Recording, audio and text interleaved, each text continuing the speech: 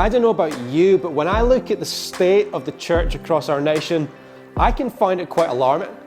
Church attendance is at an all-time low, and the demographic of most congregations are aging and aging quickly.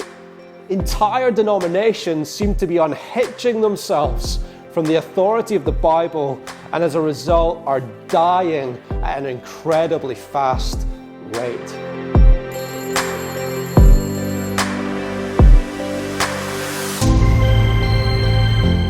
A few months ago, I came across a really fascinating report in the Times newspaper.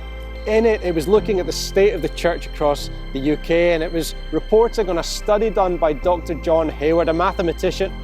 He had taken the R number that we used during the COVID pandemic to find out its spread and how quickly it was spreading, and applied it to data from 13 denominations across the United Kingdom.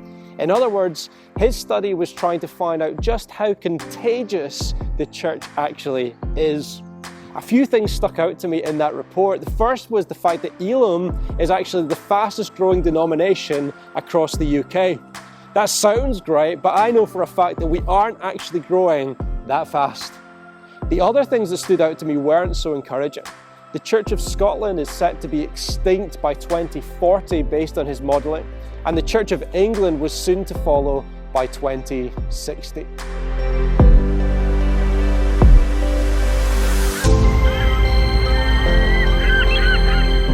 And so it can feel like we're losing ground, and it can leave us with a sense of hopelessness. But church, let me tell you this, Jesus says that on this rock I will build my church, and the gates of hell will not prevail against it.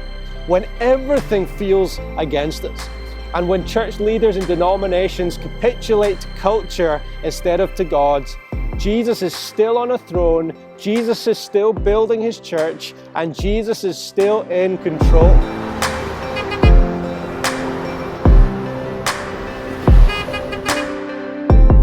So in the month of June, we are launching a new series called The Contagious Church, Thriving in a Changing World.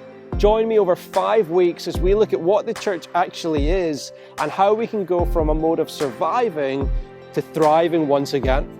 I believe it's time for us to become far more contagious for Jesus.